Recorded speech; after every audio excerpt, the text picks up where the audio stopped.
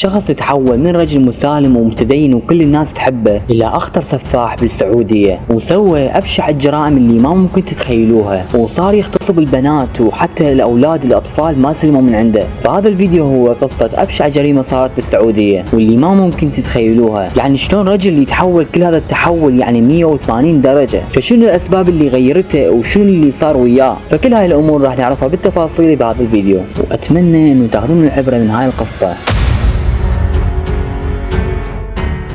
فحباب قلبي شكرا على تفاعلكم ودعمكم الي باخر فتره، يعني والله كل يوم تفرحوني اكثر من اللي قبله. فحاب اشكر كل شخص دعمني بلايك او اشترك بالقناه او حتى كتب لي تعليق حلو يحفزني حتى استمر. كل هاي الامور اللي تسووها تحفزني وتخليني استمر وانزل باستمرار، تنطيني دافع وقوه حتى استمر ويصير عندي هيك شلون واهس وحماس. فالله يعطيكم العافيه ويفرحكم مثل ما فرحتوني. ادري طولت عليكم هواي، بعد ما اوصيكم لا تنسون تدعموني بلايك وتشتركون بالقناه اذا ما كنتم مشتركين، ولا تنسون انه تفعلون جرس التنبيهات لان اكثر الناس ما مفعلته. وفائدة هذا الجرس انه من انزل فيديو جديد يوصل لك اشعار انه انا نزلت فيديو حتى تشوفه اول باول. وبس حبايب قلبي هسه خليكم ويا القصة. هذا المجرم اخذوه للسياف حتى ينفذون به حكم الاعدام ويقطع رقبته. فكان هذا المجرم قاعد ومساعدين عيونه، وكان السياف ما يعرف شنو جريمه هذا القاتل او حتى ما يعرف شنو اللي سواه او شنو الحكم ليش يعني نفذوا عليه حكم الاعدام. فكان ما يعرف اي شيء من هالتفاصيل، بس مجرد هو ينفذ الامر. بس شغله واحده هذا السياف قالها لهذا المجرم، قال له باخر لحظات حياتك توب لله وصلي ركعتين قبل ما ننفذ الحكم عليك. بس هذا المجرم رد عليه بصوت جدا غليظ وقال له نفذ عليه بسرعه. فالسياف قال له عندك امنيه تريد تقولها قبل لا تموت؟ فرد عليه المجرم ببرود وقال له انطيني جقاره. فالسياف استغرب قال له شنو اللي قلت؟ خاف ما سمعتك عدل، عيد ليش قلت شو تريد؟ فالمجرم ابتسم ابتسامه بارده وخبيثه قال له قلت لك انطيني جقاره. فالسياف التفت على المسؤولين قال لهم يا جماعه هذا رغبته اخر يعني لحظات حياته يريد جقاره. فالمسؤولين قالوا له قص رقبته بسرعه هذا ما منه خير. فالسياف استغرب يعني شنو قوة القلب اللي عنده هذا؟ يعني انا السياف والمفروض يكون اكثر انسان قلبه قوي هو اني، شلون هذا قلبه مثل حجر؟ يعني اسالك انه اقول لك اخر لحظات حياتك توب لله، يعني بعد لحظات تموت تروح للخالق ترد عليه برود وتقول لي نفذ عليه بسرعة؟ ومن اقول لك شنو اخر امنية لك تقول لي انطيني جقارة؟ فمنو انت وشنو اللي سويته وشلون يعني عندك قلب؟ فهاي الافكار كلها قامت تحوم براس هذا السياف. فرجعوا المسؤولين قالوا له نفذ القصاص، وفعلا السياف نفذ العملية وقطع راسه. المهم بعد رجع السياف لبيته واللي اسمه هو ابو بندر. بس ابو بندر من راح للبيت ظل حتى هو بفراشه يحاول ينام ما قدر، ظل بس يفكر بكلام هذا المجرم اللي قتله، وظل كلام هذا المجرم يحوم براسه، وظل هواي يفكر منو هو وشنو اللي سواه. يعني هذا مسلم او ملحد، وحتى الملحد يعني من يشوف السيف يعني المفروض يتوب او حتى يعني يخاف. يعني هاي اخر لحظات الك، يعني ممكن يعني ترفض الشهاده او تشاهد وتستغفر ربك واحتمال يعني ربك يعني يغفر لك. فانت شلون بهاي الفتره ما تبي توب قلبك هيك مثل حجر؟ فقرر السياف بعد انه يروح للضباط اللي كان هذا المجرم محبوس يمهم ويسالهم عنه شنو قصته وشنو منو هو وشنو اللي سواه وكل التفاصيل هاي. وبتصريح لهذا السياف ابو بندر يقول انه ما قدرت انام هذه الليله ابد، يقول ظليت بس افكر بكلام قال لي انه انطيني جقاره وقال لي نفذ عليه بسرعه. المهم ابو بندر كان يعني منتظر على احر من الجو حتى يصير الصبح ويروح لدوامه ويروح للضباط ذولا ويسالهم عن هذا المجرم. فمن راح للضباط فكان اكو واحد من عندهم يعرفه يعني معرفه قويه، فقال له تتذكر هذا الباحث اللي نفذنا عليه حكم الاعدام؟ فقال له اي تقصد فلان؟ فقال له اي هو هذا. قال له ابو بندر اي والله بس اريدك تسولف لي عنه شنو اللي سواه هذا، يعني ما جاي يروح من بالي ابد، سولف لي قصته شنو منو هو. فرد عليه الضابط قال له دلل من عيوني واسمع القصه. هسه حباب قلبي راح نبدا بالثقيل، فلا تنسى تدعمني بلايك، حبيت اذكرك يعني خاف نسيت. فقال الضابط هذا المجرم اللي نفذت عليه حكم الاعدام اسمه احمد، وعمره 28 سنه من سكنه الرياض، وكان ابوه متوفي ومن كان عمره يعني صغير، وما له بهاي الدنيا هي بس امه، وامه كانت يعني كبيره بالسن ومريضه، وكان عنده خوات بس متزوجات. فمن مات ابوه صارت المسؤوليه كلها عليه لان هو الولد الوحيد، كان يعني عمره صغير يعني بالثانويه، فكان هذا كله يعني حمل كبير عليه، ولازم انه حتى يعوف لدراسته وحتى يشتغل ويوفر لقمه العيش له والامه، لان مثل ما قلت لكم امه يعني كبيره بالسن ومريضه، وهو اللي يعتني بيها، كان هو اللي يغسل لها، هو اللي يعطيها اكل يسوي لها، هو يعطيها الدواء مالتها، كانت حتى يعني ما تقدر تمشي. والله هذا الشخص يعني ذكرني بصاحبي، عندي صاحب وياي بالعمل يعني نفس سالفة هذا بالضبط. خطية امه يعني كلش مريضة وحتى ما تقدر تشوف وما تقدر تقوم من فراشها اصلا، وخواته متزوجات وهو الوحيد اللي عايش، وحتى ابوه متوفى الله يرحمه. فهو هم نفس السالفة يعني يشتغل وحتى يعيشون هو وامه، وقاعدين طبعا البيت ايجار، ويوميا كان من يجي الصبح يعني يسوي ريوق لامه حتى من تقعد تاكل، ويروح الظهر حتى يغديها ويعطيها دواها، يعني يعتني بيها بكل تفاصيلها الله يساعده. بس يعني حبيت يعني لان اجى ببالي نفس الموضوع، فخلينا نكمل القصة.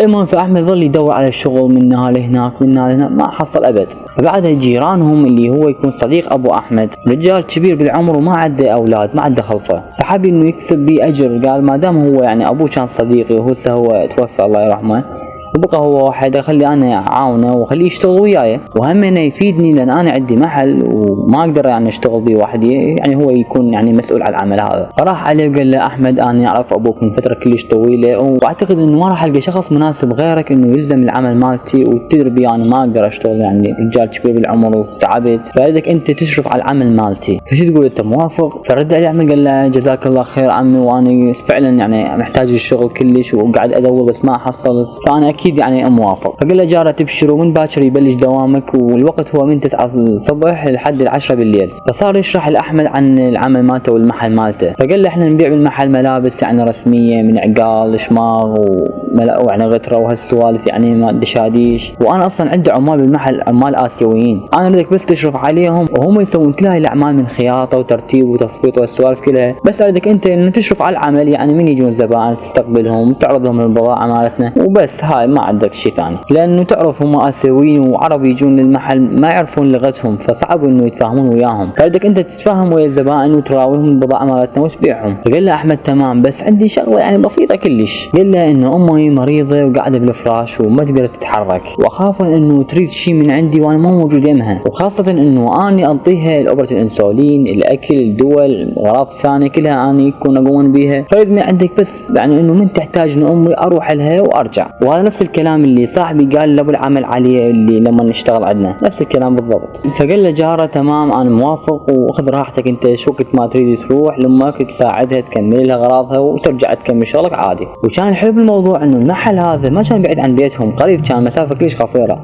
المهم فاحمد فرح بالوظيفه، ومثل عاده يعني الشباب يروح لاهله ويسولف الامه ويفرحها ويقول لها انا حصلت شغل وراح اشتغل واجيب فلوس، حياتنا راح تتغير وتصير احسن، وامها همين كلش فرحت له وصارت تدعي له بالخير. اليوم باليوم الثاني حضر احمد ملابسه مال الشغل ومسوى ريوق الامه واللي تريق وجهز لها الامور انه من تقعد حتى تستريق، واللي صاحبي نفسه يسوي الامه.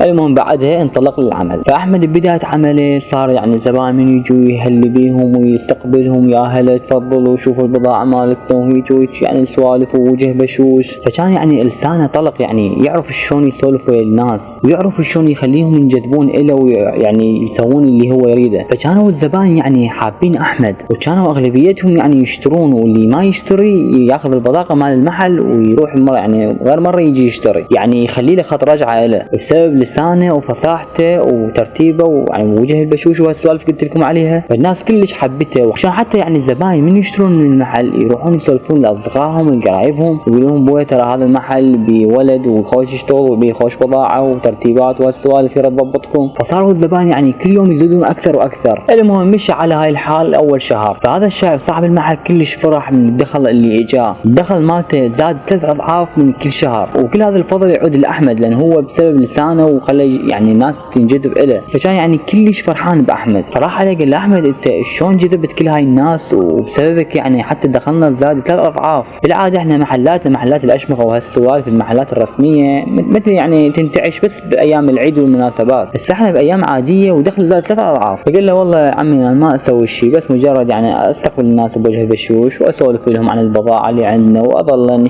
يردوا اي شيء يردوا انفذه لهم من مقاسات من الوان من ترتيب التدريبات، وبفضل الله وبفضل ودعاء امه اكيد يعني خلت يعني ناس تنجذب الي وتحبني، فالحمد لله والشكر. وكانوا حتى اللي ما يشترون ياخذون بطاقه المحل حتى يرجعون مره ثانيه، وكانوا بيهم يعني حتى يسولفون لاهلهم ولاقاربهم ولاصدقائهم حتى يجون يشترون من عندنا. فالشايب اخذ قسم كبير من الارباح وانطاه لاحمد، وقال له هاي حصتك يا احمد، وكل ما تنتج اكثر وتشتغل اكثر ونحصل اكثر راح ازود راتبك اكثر. فكانت نية الشايب انه ينشط احمد اكثر، يفرحه يعني بالراتب القوي حتى يساعده دعم وحافز اكثر حتى يشتغل اكثر ويدخل له اكثر. المهم فاحمد كلش فرح واخذ الراتب مالته وراح السوق اشترى الادويه وابر الانسولين، واشترى بعد مسواق للبيت ولحم وهالسوالف هاي لان كانت ثلاجتهم فارغه، فترس الثلاج على الاخر. فرجع للبيت وكالعاده يعني سوى عشاء الامه وانطاها ادويتها ونظفها، وبعدها باليوم الثاني بهذا اليوم الثاني راح تتغير حياه احمد 180 درجه. يعني ستوا لي هنا شفتوا الجانب الحلو من احمد، يعني ما شاء الله الناس كلها تحبه وبشوش ويعني الناس كلها تحبه باختصار. المهم فبيوم الثاني احمد كالعاده جهز ملابسه، سوى فطور الاهل الامه واله ورتب اموره، وبعدها راح للعمل. وكالعاده ظل يستقبل الزبائن ونفس الشيء طبيعي، بس هالمره اجى زبون نفس عمره، وطبعا كالعاده احمد يعني استقبله وظل يعني يراوي بضاعه ويا هلا بيك وشرفتنا وهالسوالف هاي يعني. بس كان احمد اثناء ما يسولف ويا هذا الزبون كان يفكر انه هذا الزبون يعني هيئته وشكله وملابسه مو هيئة يعني ياخذ هيك شغلات يعني من عندنا. يعني احنا نبيع شغلات رسمية مثل الدشداشة، الغترة، العباء، العقال، هالسوالف هاي، وهذا مبين عليه يعني ما يلبس الشغلات، يعني حاط تركية باذنه، لابس قلادة، وبعد كانت ريحة حلقه كلش خايسة من بسبب الدخان، حتى يعني سنونه صابغات من ورا الدخان، وشان شعره هيك شعره طويل ومكفش ولابس ملابس يعني مو لايقة. يعني من الاخير هذا الشخص مستحيل يعني يدخل لهيك محل او يشتري من عنده. هيئته يعني هيئة مال واحد يعني بائعها وما يهتم لاي شخص ورايح سيده يعني على طول. بس مشكلة احمد كان يعني ملزم انه يستقبله ويسولف وياه، يعني هو بالاخير هو زبون، هذا حال الباقي يعني لازم يعني يحكي وياه ويسولف وياه وهالسوالف بيه ويرغب بيه، لان هذا كان شغله وهو ملتزم بيه. فبالاخير احمد جزع قال له اقدر اسالك سؤال هيك بسيط؟ قال له تفضل اسال. قال له يعني انت هيئتك يعني ما تشتري هيك ملابس من عندنا، يعني شغلات رسميه وعقوله والسوالف هاي، يعني انت هيئتك ما تلبس الشغلات. فقال لي من الاخير انت شنو اللي تريد من عندنا من المحل؟ قال لي حتى يعني اقدر اخدمك افيدك، من شاف قلت لكم يعني مو مالي الشغلات فليش تعبوا حبيبي. فقال له يعني اعطيني من الاخير انت شو تريد حتى اعطيك اياه، واذا ما عندنا قال لك ما عندنا، اسهلها عليك وسهلها على روحي. فرد عليه الشاب يعني بضحكه خبيثه قال له يعني انت تحكم علي من مظهري، انا صح البس هيجي بس اكيد عندي تصير مناسبات مهمه لازم اغير لبسي بيها. المهم بعدها احمد يعني ظلوا يسولفون سويه وجابوها منا ودوها منا ودخلوا مواضيع ثانيه، وسال احمد عن اسمه قال له اسمي خالد، وسال عن اسم ابوه مدري شنو. المهم طلعوا بالاخير عرف من بعيد، طلعوا هم اقارب من بعيد، يعني شايفين من يصير عندك اقارب بس من بعيد كلش يعني ما تعرفهم، يعني صدفه تشوفهم بس تعرفهم اقارب ابوك وهيك والسوالف هاي يعني اقاربك بالاخير. فهذا خالد كان هيك نفس السالفه، فمن عرفوا ان هم قرايب صار واحد ياخذ رقم الثاني. المهم بعد ما كل واحد اخذ رقم الثاني وهالسوالف هاي المهم راح هذاك خالد. فنهايه اليوم احمد رجع لبيته وسولف الام عن كل اللي صار، انه اجاني ولد هيك ملامحه وشكله ويكون هو اسمه خالد ابن فلان، وقالها انه هذا خالد يقرب لنا من بعيد. فالام من سمعت باسمه وعرفته بدت ترتجف وكلش خافت وبدت تنتفض. قالت له اسمع يا احمد على طول تبتعد من ابن فلان وما بدك تقابله وحتى تسولف وياه. فاحمد انصدم من ردة فعل امه، يعني شلون تغيرت 180 درجه؟ ايش بيها؟ ليش ما تعرفه؟ وليش صارت تصيح عليه وتقول لي لا تقترب من عنده ولا تسولف وياه ولا تمشي وياه؟ فصار يحاول انه يهدئ امه، فقال لها يما لا تخافين بعد ما اتقرب له ولا اسولف وياه، وها هي راح اقطع علاقتي بيه، بس اهم شيء اعصابك لا تضوجيني انت مريضه من هالسوالف هاي. فاحمد سالها قال لها يما بس سولفي لي هو منو هذا وش بيه؟ ليش خايفه من عنده هالقد؟ فامه قالت له والله اذا شفتك تسولف وياه او تلتقي بيه فانا لا امك ولا انت ابني، انا اتبرى من عندك. فاحمد يعني استغرب من امه من ردة فعلها، اول مره يشوفها بهالشكل هذا وهيك مرعوبه، فصار يحضنها ويهديها ويعطيها ادويتها ويقول لها خلاص بعد ما العلاقه بيه. فبعد ما هدت امها قالت له اريدك توعدني وعد رجال انه ما راح تلتقي ابد بهذا خالد، وحتى ما اريدك تسولف وياه ابد، وحتى لو قالوا لك انه ابوه مات او امه ماتت ممنوع تروح تعزيهم. فاحمد هنا ظل يفكر ودايخ يعني منو هذا خالد وليش يمه هيك شيء يعني خايفه من عنده. فخالد قال لها من عيوني خلاص لا تخافين، انا هاي قطعت علاقتي بيه بعد ما التقي بيه ابد. بس هنا الغلط من ام احمد انه لازم تنبهه وتقول له منو هذا خالد، حتى احمد ياخذ احتياطه من عنده وما يتقرب له، يعني مثل ما قالت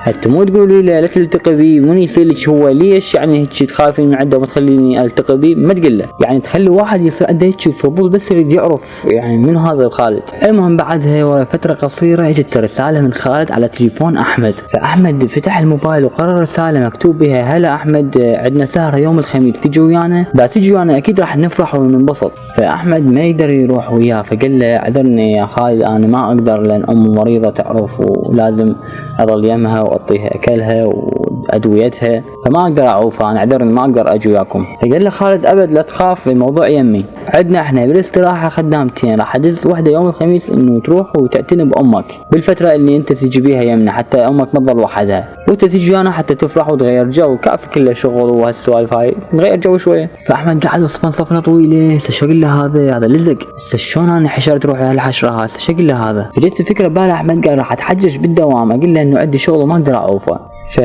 فقال له والله يا خالد ما اقدر انا عندي دوام يوم الخميس شغل لازم اكمله وتعرف بعد تعبان وما له خلق وما اقدر حتى اطلع وياكم فاعذرني ما اقدر اطلع. فمن قال له خالد خلاص براحتك انا قلت لك اذا تريد تجي هلا بيك واذا ما تريد تجي براحتك وهذا رقم موجود يمك شو وقت ما تريد تجي انا هذا بس اتصل علي ونلتقي. المهم فبليلتها خالد ظل نايم بالفراش ويفكر ليش امي انه تنتفض وتضوج وتخاف من تسمع اسم خالد، خاصة يعني خالد شفته يعني ولد طيب وما عنده اي شيء فليش امه شو خايفة من عنده. فقال احمد احتمال يعني لان شكله هيك يلبس ويعني يدخن والسوالف هاي فامي تخاف من يعني تخاف من عنده ما ترتاح له. فاحمد صفن بينه وبين روحه قال يا احمد باكر خميس وكافي شغل كله شغل لازم واحد يرفه عن نفسه ياخذ الاجازه هيك يوم واحد وانا جزعت من الشغل كله يوميا شغل نفس الروتين خلي اطلع لي يوم واحد اتونس بيه ورب العالمين هو يحلها يوم واحد ما يفرق وبعدها نرجع للشغل وللتعب والروتين هذا فخلي اطلع وخليه على الله.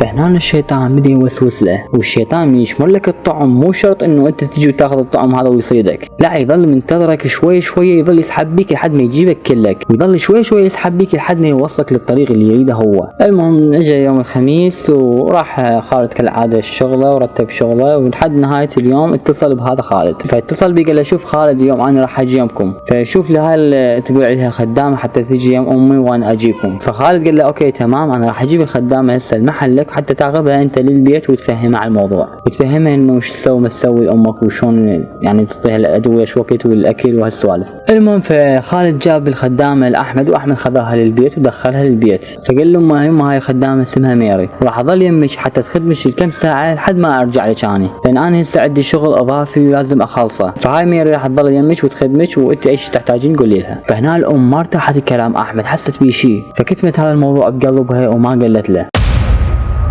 المهم بعدها احمد راح لخالد وراحوا للاستراحه فمن تقربوا للاستراحه بدا صوت الاغاني يعلى وصوت الطربقه والسوالف كلها قامت تعلى فاحمد من سمع صوت الاغاني والسوالف يعني مو جو هذا فما ارتاح قال له خالد يمكن راح ارجع انا ما اقدر اظل بهيك مكان ما اعرف. فخالد باوع له هيك وابتسم ابتسامه خبيثه قال له شو السالفه قابل احنا شايفنا يعني اغاني حالنا حال الشباب الباقين واحنا كل احنا اولاد قبائل وما بينا واحد غريب قابل يعني ايش راح نسوي بس مجرد يعني نفرح ونرقص والسوالف هاي ونرجع لهاليتنا. فقال له يلا يا احمد ادخل هي بعد ساعه لربك وساعه لقلبك. فاحمد اقتنع بكلام خالد ومن دخل للاستراحه انفجع شاف الشباب كلها سكرانه وشافك وبنات وياهم ورقصون سويه وصاير الوضع كلش خربان كلها سكرانه وبنات وعربده وهالسوالف هاي. فاحمد ظل يباوع ومستغرب شنو هذا الجو اللي جيت بيه انا وين كنت يعني جابني على هالمكان. احمد يعني حياته ما جرب هيك شغلات ولا شايف بنيه بهيك منظر وحتى جيجاره ما حاط بحلقه يعني من يدخل هيك مكان يعني